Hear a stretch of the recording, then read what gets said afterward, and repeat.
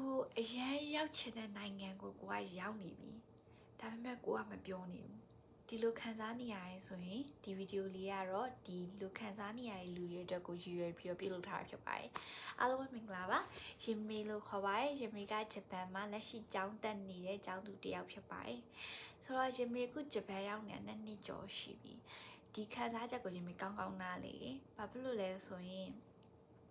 ယမေအနေနဲ့အဲ့လိုခံစားရတာက first year မှာစပြီးတော့ခံစားရတာဘာဖြစ်လို့လဲဆိုရင်ယမေဂျပန်ကိုအရင်ရောက်ချင်တယ်ဂျပန်က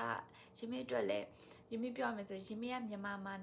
ရှိနေတဲ့လူပြီးတော့တခါမှ Japan dream ပေါ့နော်အဲ့လိုမျိုး study abroad dream တွေပါတော့မှယမေတို့အရင်အလန့်ဝေးရလို့ခံစားရတယ်ပေါ့နော်ပြီးတော့လည်းဂျပန်လိုနိုင်ငံလည်းဖြစ်တော့ကုန်ကျစရိတ်ကလည်းအရင်များမဲ့နိုင်ငံတစ်ခုဆိုတော့လေအဲ့တော့အရန်ကိုသွားခြင်းနဲ့ပြီးနှင်းလေးကြားရဲဆိုတော့နှင်းနေလည်းမြင်ခြင်းနဲ့ပေါ့နော်အရန်သွားခြင်းတဲ့နိုင်ငံဒါပေမဲ့တကယ်လည်းရောက်လာတဲ့အခါမှာပျော်နေဘူးပေါ့နော် first year ဘာလို့လဲဆိုတော့အဓိကအကြောင်းရင်းကအဖြစ်များကြတာကဒီဂျပန်ကသူတို့ရဲ့ main language ကကြတော့ Japanese ဖြစ်တဲ့ကိုအနေနဲ့ဂျပန်စကားကိုမလေ့လာထားရင် language barrier အနေနဲ့ပေါ့နော်ကြုံတွေ့ရနိုင်တယ်ဥမာ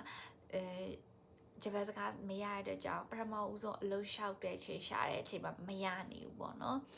အဲ့လိုမျိုးကြီးကြုံတွေ့ရတယ်ဒါကြောင့်လဲ stress တွေပြီးပြီးတော့မပျော်နေဘူးပေါ့နော်ငါအလုပ်ရပါမလားဆိုတဲ့စိတ်တွေရှိရပေါ့နော်အဲ့လိုရှိရပြီးတော့နောက်တစ်ခုဘာကိုကြုံတွေ့ရလဲဆိုရင်ဒီပေါ့နော်ငွေကြေးနဲ့ပတ်သက်ပြီးတော့ပေါ့နော်အကြောင်းစိတ်တွေကိုပါရှာရဲနေစိတ်စားစိတ်တွေကိုပါရှာရဲအဲ့တော့ဒီငွေကြေးကိုအနေနဲ့ balance ဖြစ်အောင်လို့ခြွေသားပြီးတော့သုံးနိုင်ပါမလားပေါ့နော်ပတ်စံကိုပေါ့နော်အစအဆုံးမှာအလောက်ကချစ်ချင်းမရသေးတဲ့အတွက်ကြောင့်ပတ်စံကပဲကုန်နေရပေါ့နော်အဲ့တော့ stress တွေကပြီးရပြီးတော့အိမ်လည်းမတောင်းချင်ဘူးကွာတိလာအိမ်ကလည်းအခုဒီကြောက်လာတတ်ဖို့အတွက်အများကြီး support လုပ်ပြီးသွားပြီပေါ့နော်အဲ့တော့မတောင်းချင်တဲ့ကိစ္စလေးလည်းရှိရတဲ့အတွက်ကြောင့်ငွေကြေးနဲ့ပြဿနာstress ပြီးရမပျော်နေဘူးပြီးရင်ဒီ language အကြောင်းမပျော်နေတာမျိုးတွေရှိတယ်ပြီးတော့အိမ်ကိုလွမ်းတဲ့ဟာတွေပေါ့နော်အိမ်လွမ်းမယ်ပေါ့နော်မျိုးတော့အကြောင်းအရာချို့ဆို relationship တွေနဲ့ပတ်သက်ပြီးတော့အဆင်မပြေတာရှိမယ်ပေါ့နော်ဒီလိုမျိုးအကြောင်းအရာမျိုးကြောင့်ကိုယ့်ရဲ့ dream country ကိုရောက်နေပြီမဲ့လည်းမပျော်တော့တဲ့အချိန်လေးမျိုးတွေကြုံတွေ့ရနိုင်တယ်ပေါ့နော်တချို့ဆိုရင်ယမေအနီးစပ်ဆုံးမြင်မှုရဲ့လူတွေထဲမှာဆိုရင်ယမေတို့ကြောင်းမှာပဲပေါ့နော်လိုမျိုး suicidal case တွေလည်းရှိတယ်ပေါ့နော်အဲ့လိုမျိုးတွေလည်းရှိတယ်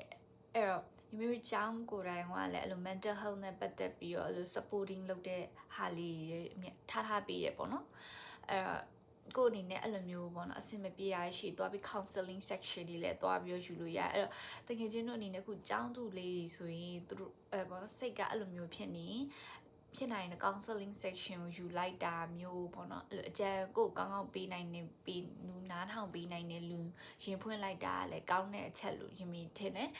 ပြီးတော့နောက်တစ်ခုကကြတော့ဂျန်ပေးယုံအဲ့လိုနားထောင်ပေးရုံနဲ့အပြေးပေါ့နော်ကိုပြောလိုက်တဲ့ဟာတွေကိုပေါ့နော်နားထောင်ပေးမယ်ပြီးတော့ပြီးတော့ကူညီပေးနိုင်တဲ့လူဆိုလည်းပိုကောင်းတယ်ပေါ့နော်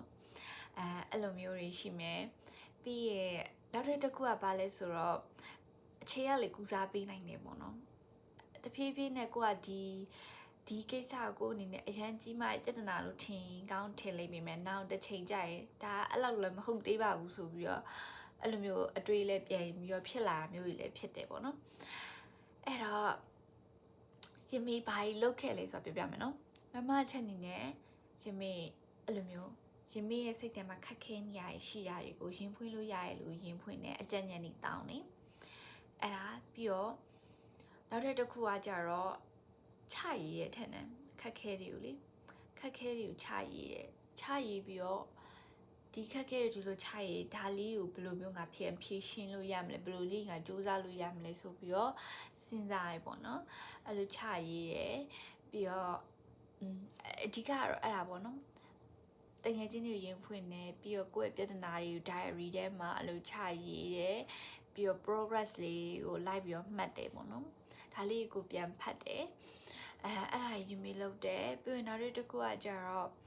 ကိုယ် enjoyment ပေးနိုင်မဲ့အရာလေးတွေလည်းနည်းနည်းလုပ်တယ်ပေါ့နော် အဲ့ဒါဘာလဲဆိုရင်မေယူကလေးလေးတီးဒါမျိုးကြီးလုပ်တယ်ဒါကြောင့်အဓိကဘာကြောင့်တီးရလဲဆိုရင်ဝါဒနာပါတယ်ဆိုတာထက်ကို stress တွေပြီးတာအကြောင်းပေါ့နော်ကိုယ့်ရဲ့ stress relief အနေနဲ့ instrument တစ်ခုခုအဲ့လိုတီးတာမျိုးကိုလုပ်ကြည့်ခြင်းတယ်ပေါ့နော်လုပ် try ခြင်းတယ်ဆိုပြီးတော့ရှင်မီလုပ်လိုက်တာပေါ့နော်ဘယ်လောက်မှမရှိဘူးပေါ့နော်အဲ့တော့တစ်ခုခုကိုစမ်းကြည့်ဖို့လုပ်ကြည့်ဖို့တော့ရှင်မီအကြံပေးတယ်